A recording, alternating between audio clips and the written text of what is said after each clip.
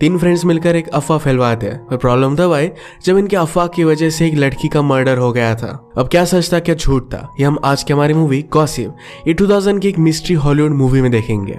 अगर आपको ये वीडियो अच्छा लगता है तो प्लीज इसे लाइक और कमेंट जरूर कर दीजिएगा। बिना किसी देरी के एक्सप्लेनेशन स्टार्ट करते हैं। मूवी स्टार्ट होती है और हम हमारी मेन कैरेक्टर कैथी को लाइब्रेरी में देख सकते हैं। बुक में उसके फ्रेंड जिसका नाम था डेरेक, उसके लिए कुछ नोट्स रखे थे। इस नोट्स में लिखा था कि आज पार्टी है, तुम्हें आना चाहिए, तुम ऑलरेडी लेट हो चुके हो। कैथी ने उसकी बात मान ली और वो पार्टी में आ गई। हम देख सकते हैं कि कैथी, डेरेक और ट्रेविस ये तीनों बेस्ट फ्रेंड थे। ट्रेविस को एक लड़की पसंद आई पर उसमें उतना ज्यादा कॉन्फिडेंस नहीं था। कैथी ने कहा कि तुम एक आर्टिस्ट हो, लोगों से बहुत ही अच्छे से बात करते हो, अच्छे से उन्हें ट्रीट करते हो, जाकर उस लड़की के साथ तुम्हें बात करनी चाहिए। ट्रेविस उसकी बात मानकर उसे अप्रोच करता है। बारटेंडर ने कहा कि तुम्हारा फ्रेंड बहुत ही अजीब है। डायरेक्ट कोई बात अच्छी नहीं लगती, पर बारटेंडर का मजा लेने का वो डिसाइड करता है। उसने कहा कि ट्रेविस एक्चुअल में एक पॉप स्टार का बेटा है, वो बहुत ही ज्यादा अमीर है। हमेशा उसके फादर इधर उधर रहा करते थे तो उसका पूरा बचपन होटल में गया, शायद इसी वजह से वो जरा वियर्ड लगता है। इस बारटेंडर ने गेस किया कि ट्रेविस किसका बेटा हो सकता है। जब ट्रेविस वापस आया तो उन्हें वो फ्री ड्रिंक्स देता है। कैथी और डेरेक इस बात का बहुत मजा ले रहे थे। बाद में बार वालों को पता चल जाता है कि एक झूठ था और सबको बाहर निकाल दिया। ये तीनों फ्रेंड्स डायरेक्ट के हाउस में एक साथ ही रहते हैं। ट्रेविस को बुरा लगता है क्योंकि इस मंथ का रेंट वो दे नहीं पाया। डायरेक्ट उसे वैसे भी रेंट मांग नहीं रहा था। वो कहता है मेरे पास बहुत सारे पैसे हैं, मुझे जरूरत नहीं, इस वजह से तुम पे मत करना। ये तीनों कॉलेज में जर्नलिज्म पढ़ रहे थे। उनके प्रोफेसर लेक्चर में कह रहे थे कि रूमर क्या है और एक न्यूज क्या है, इसके बारे में डिफरेंस क्या होता है। अलग अलग लोगों ने ओपिनियन दिए, पर डेरेक कहता है कि ये सारी एक सेम ही चीज है। बोलने बोलने से बात फैलती है और उसी की बाद में न्यूज बन जाती है। एट द एंड ये चीजें कुछ भी ज्यादा मैटर नहीं करती। प्रोफेसर को ये बात उतनी ज्यादा अच्छी नहीं लगी थी। ये डिस्कस कर रहे थे कि अपने सेमेस्टर के प्रोजेक्ट में वो क्या करेंगे। कैथी को एक आइडिया आया कि हमें एक रूमर स्टार्ट करना चाहिए, देखते हैं कि कितनी दूर तक फैलता है। आज रात भी तीनों मिलकर पार्टी में जाते हैं। डायरेक्ट कैथी के साथ फ्लर्ट करना चाहता है, पर कैथी उसे थोड़ा सा भी भाव नहीं देती। डेरेक की जिस भी लड़की के साथ रिलेशनशिप हुए उसके बाद उसने उसे छोड़ दिया था। कैथी उनमें से एक नहीं बनना चाहती थी। पार्टी में डेरेक को एक लड़की ने अप्रोच किया। उसने अपने क्लास में जो आंसर दिया था वो उसे बहुत ही अच्छा लगा था। कैथी बाहर फोटोज ले रही थी तो वहां पर एक बहुत ही अमीर लड़की अपने बॉयफ्रेंड के साथ आती है। इस लड़की का नाम था नेओमी। अंदर आने के बाद कैथी की फ्रेंड उसे कहती है कि मैंने सुना कि तुम और प्रोफेसर में कुछ ना कुछ तो चल रहा है। कैथी कहती कि ये सब बकवास है, तुमने किससे सुना। ये बात नेओमी ने कैथी के फ्रेंड को बताई थी तो उसे हेट करने लग गए। जिस लड़की ने डेरेक को अप्रोच किया था वो उसे किस कर रही थी। अचानक से डेरेक की नजर नाओमी पर पड़ती है। उसे इस तरीके से देख रहा था जैसे उसे जानता हो। इसके बाद इंटीमेट होने के लिए डेरेक उस लड़की के साथ एक रूम में चला जाता है। अचानक से उस लड़की की तबीयत जरा खराब हो गई तो डेरेक उसे हेल्प करता है। उसने कुछ आवाजें सुनी तो वहां पर नाओमी और उसका बॉयफ्रेंड था। नाओमी ड्रंक थी और उसका बॉयफ्रेंड उसके साथ इंटीमेट होने की कोशिश कर रहा था। वो उसे इसके लिए मना करती है। इनके बीच जो भी हुआ ये सारी चीजें डेरेक ने देख ली। नेओमी के बॉयफ्रेंड के चले जाने के बाद डेरेक उसे बहुत ही गुस्से से देख रहा था। पार्टी के बाद सब फ्रेंड्स मिले तो डेरेक कहता है कि हमें नेओमी के बारे में एक रूमर फैलानी चाहिए। वो कहता है कि हम लोगों को बताएंगे कि दोनों पार्टी में इंटीमेट हुए थे। ट्रेविस बहुत ही ज्यादा ड्रंक हो गया था तो उसे उठाकर वो रूम तक लेकर आते हैं। डेरेक फिर से कैथी के साथ फ्लर्ट करता है। कैथी ने कहा कि हम दोनों के बीच में कुछ भी हो नहीं सकता। डेरेक कहता है कि इससे हमारी फ्रेंडशिप को कुछ भी फर्क नहीं पड़ेगा। ये दोनों किस करते हैं, पर कैथी फिर उससे दूर चली जाती है। उसने कहा कि मुझे कुछ भी फील नहीं हुआ। अगले दिन ट्रेविस ने प्लान किया कि किस तरीके से इस अफवाह को फैलाने वाले हैं। कैथी को ये करना जरा गलत लग रहा था, पर वो अपना माइंड चेंज कर लेती है। ये अफवाह स्टार्ट कर देते हैं और स्लोली ये फैलती गई। फाइनली लोग ये भी कहने लग गए थे कि नाओमी 2-3 लोगों के साथ उस रूम में थी। इस तरीके से रूमर बनी। इस बात को लेकर ये सब बहुत हंसते हैं। ट्रेविस ने नाओमी के बहुत सारी फोटोज निकाली और एक वॉल पर उससे वो आर्ट बनाने लग जाता है। डेरेक ये देखकर कहता है कि ये बहुत ही अमेजिंग है। ट्रेविस खुद का कॉन्फिडेंस लो कर कहता है मैं इतना अमेजिंग हूँ पर फिर भी मैं अपना रेंट पे नहीं कर पाता। डेरेक कहता है कि जो भी बहुत ही इंटेलिजेंट आर्टिस्ट थे उन सबको लगता था कि उनका आर्ट उतना अच्छा नहीं है, यही तो हमें यूनिक बनाता है।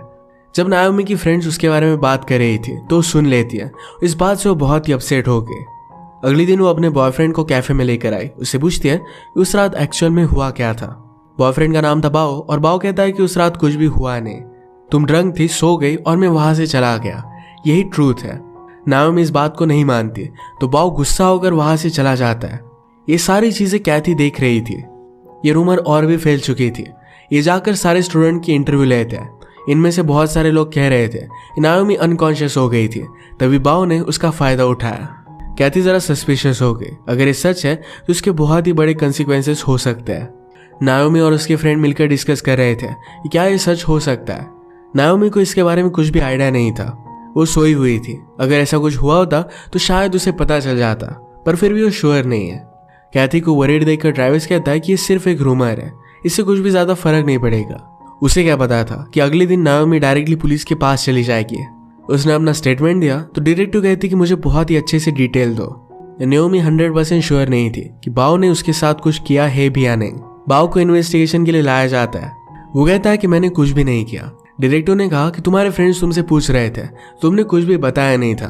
बाओ ने कहा कि उनकी इमेजिनेशन थी, जो उन्होंने कहा वो मैंने उन्हें इमेजिन करने दिया, पर मैंने कुछ भी किया नहीं था।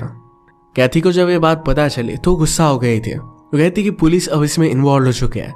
वो डेरिक से पूछते हैं कि क्या तुम 100% श्योर हो कि उस रात नाओमी और बाओ के बीच में कुछ भी हुआ नहीं था। डेरिक कहता है कि मैं 80% श्योर हूँ। कैथी समझ गई कि डेरिक ने उनसे झूठ कहा है। डेरिक कहता है कि जो भी हुआ इसमें हम इन्वॉल्व नहीं है, पुलिस जो करना होगा वो कर लेंगे। अगले दिन बाओ नाओमी को सॉरी कहने के लिए आया। नाओमी की फ्रेंड उसे मिलने देने के लिए रोक रही थी तो बाओ और उस फ्रेंड में ही झगड़ा हो जाता है। नाओमी और बाओ के सैंपल्स लेकर उन पर टेस्ट हुई थी, जिनमें कुछ भी कंक्लूजन आया नहीं था। नाओमी के पेरेंट्स बहुत ही रिच और इन्फ्लुएंशियल थे, तो इस वजह से पुलिस पर भी प्रेशर आ रहा था। पुलिस फिर से जाकर बाओ को अरेस्ट कर लेते हैं। रात में कैथी नाओमी को मिलने के लिए आई। कैथी उससे पूछती कि पार्टी में जो भी हुआ था क्या इस बात को लेकर तुम श्योर हो। नाओमी कहती कि तुम इस तरीके से यहाँ कैसे आए, तुम तो पहले मुझसे कभी भी बात नहीं करती थी। कैथी ने कहा कि तुमने मेरे बारे में एक रूमर फैलाई थी। नाओमी कहती कि ऐसा कुछ भी नहीं था।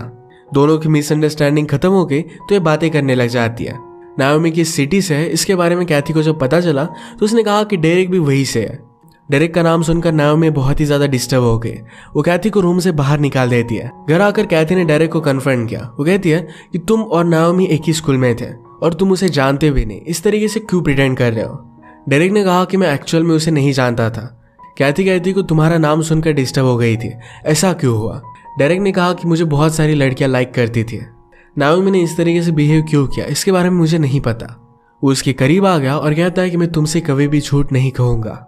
ये दोनों फिर किस करते और इंटीमेट हो गए। सुबह होने पर भी नाओमी की बात कैथी के माइंड से जा नहीं रही थी। वो डायरेक्टली उसकी सिटी में आ गए। उसने उनकी स्कूल की ईयरबुक देखी। उसे पता चलता है कि डेरिक और नाओमी ये दोनों कपल थे। जाकर उस स्कूल के प्रिंसिपल से बात करती है। उसने पूछा कि नाओमी और डेरिक के बीच में क्या कुछ हुआ था। प्रिंसिपल उसे तुरंत स्कूल से बाहर निकाल देते हैं। ये बहुत ही सस्पिशियस था। वहां पर एक टीचर थी जो कैथी को कुछ बताना चाहती थी। बाहर आने के बाद कैथी ने उसे इंसिस्ट किया तो बताती कि रिच लोग उन्हें जो भी लगता है वो कर डालते हैं और बाद में उन्हें कुछ भी कॉन्सिक्वेंसेस भुगतने नहीं पड़ते। टीचर ने उसे बता दिया कि डेरिक ने नाओमी को जबरदस्ती की थी। डेरिक ने कैथी को झूठ बोला। इस बात से वो बहुत ही गुस्सा हो गए और उसे कन्फ्रंट कर दिया। डेरिक कहता है कि मैं और नाओमी एक दूसरे से बहुत प्यार करते थे। एक रात हम करीब आ गए और इंटीमेट हो गए। उसके बाद सुबह नाओमी ने सबसे कहा कि मैंने उसे जबरदस्ती की थी। वो एक छोटी बच्ची की तरह बिहेव कर रही थी। डेरिक कहता है कि नाओमी ने मेरी पूरी रेपुटेशन खराब कर दी। मेरे पेरेंट्स भी मुझसे बात नहीं करते। डेरिक ने नाओमी के खिलाफ जो रूमर फैलाए ये सिर्फ उसे एक बदला लेने का एक वे था। अगले दिन कैथी ने जाकर डिटेक्टिव से बात की। उसे सब कुछ सच सच बता दिया, पर डिटेक्टिव उसकी बात नहीं मानती। डिटेक्टिव को डेरिक ने ऑलरेडी बताया था कैथी और बाओ के बीच में रिलेशनशिप है, तो इस वजह से उसकी कोई भी बात वो मानने के लिए रेडी नहीं थी। इसके बाद कैथी ट्रैविस के पास आ गई। कहती है हमें सब कुछ सच सच बता देना चाहिए। ट्रैविस कहता है कि डेरिक हमेशा मुझे बहुत ही हेल्प करता है, उसके खिलाफ वो नहीं जा सकता। कैथी घर आकर बहुत ही अपसेट थी, वो रो रही थी, पर डेरिक उसे मना लेता है। वो रात में अब नाओमी से मिलने के लिए जा रहा था, पर रास्ते में उसे बाओ देखा। ये रूमर फैलाने की वजह से बाओ उस पर बहुत ही ज्यादा गुस्सा था, उसे वो बहुत मारता है। डेरिक उससे कहता है कि नाओमी एक पागल लड़की है, उसने जो मेरे साथ किया यही चीज उसने तुम्हारे साथ भी की है। बाओ उसकी बात मान नहीं रहा था तो उसे वो बहुत मारता है। उसके बाद वो नाओमी के पास पहुंच गया। डेरिक ने कहा कि तुम्हारे एक झूठ ने मेरी पूरी लाइफ बर्बाद कर दी, तो मैंने तुमसे बदला लिया। उस रात तुम्हारे और बाओ के बीच में कुछ भी हुआ नहीं था, पर मुझे पता था कि अगर मैंने अफवाह फैला दी तुम्हारा घटिया दिमाग तुमसे फिर से कहेगा कि बाओ ने तुम्हारे साथ जबरदस्ती की थी और तुमने वही किया। गुस्सा होकर नाओमी उसे मारने लग जाती है तो फिर से डेरिक उसे जबरदस्ती करने लग गया। उसे रूम से बाहर निकाल देती है। घर आकर डेरिक कैथी से कहता है कि मैंने उसे सब कुछ सच सच बता दिया है। नाओमी के साथ फाइट की वजह से डेरिक के फेस पर निशान बन गए थे। ट्रेविस बाहर से आकर कहता है कि नाओमी की डेथ हो चुकी है। थोड़ी देर में एक डिटेक्टिव इन्वेस्टिगेशन के लिए वहां पर पहुंच जाते हैं। उन्होंने कहा कि कल रात तुम नाओमी के रूम पर गए थे, हमने उसके बॉडी पर स्ट्रगल के निशान देखे। ये कोई सुसाइड नहीं थी तो उसका किसी ने मर्डर किया है। डेरेक के फेस के निशान के बारे में डिटेक्टिव ने उससे पूछा। वो कहता है कि मेरे बाव के साथ फाइट हुई थी, इससे वो निशान आए हुए हैं। डिटेक्टिव इसके बाद चले जाते हैं और डेरेक डिस्टर्ब होकर नाओमी के घर पर चला गया। वहां पर बहुत सारे पुलिस इन्वेस्टिगेशन कर रहे थे। वो घर पर आया तो कहती कि हमें सच सच बताओ कि उस रात हुआ क्या। डेरेक कहता है कि मैंने उसका मर्डर नहीं किया, हमारे बीच में कुछ स्ट्रगल हुआ था, तो शायद इस वजह से पुलिस को लग सकता है कि मैंने उसका मर्डर किया, पर ऐसा कुछ भी नहीं हुआ। वो ट्रेविस से कहता है कि तुम पुलिस को बता देना कि उस रात में तुम्हारे साथ ही था। उसने कहती कि फोटो उसे दे दी और कहता है कि तुम्हारे रूम में जाकर रख आओ। अगले दिन डेरेक जब क्लास से वापस आता है तो उसके घर में पुलिस थे। वो कहते हैं कि तुम्हारे खिलाफ हमारे पास बहुत सारे सबूत है। जो फोटो डेरेक ने ट्रेविस को दी थी, ये फोटो ट्रेविस ने फिर से डेरेक के रूम में रख दी थी क्योंकि इसमें वो शामिल नहीं हो सकता। डेरेक पुलिस को ट्रेविस का प्रोजेक्ट दिखाता है, कहता है यहाँ पर सारी जगह नाओमी की फोटो लगी हुई है, उससे ऑब्सेस्ड है और सब कुछ उसने ही किया है। पुलिस ने कहा कि मैं तुम्हारे हेयर्स लेकर जा रहा हूँ, मुझे पता है कि तुमने ही मर्डर किया है, ये डीएनए मैच कर जाएगा और उसके बाद मैं तुम्हें अरेस्ट कर लूंगा। इस सब से डेरेक डर गया, रात में वहां से भागने लग गया। ट्रेविस को पता चल गया था कि डेरेक ने उसे फ्रेम करने की कोशिश की। वो गन बाय कर लेता है और डेरेक पर लगाता है। उसने कहा कि तुम इस तरीके से भाग नहीं सकते, तुमने जो भी किया इसकी सजा तुम्हें होनी ही चाहिए। कैथी यहाँ पर पहुंची और उन्हें समझाने की कोशिश कर दिया, पर डेरेक और ट्रेविस में फाइट हो गई।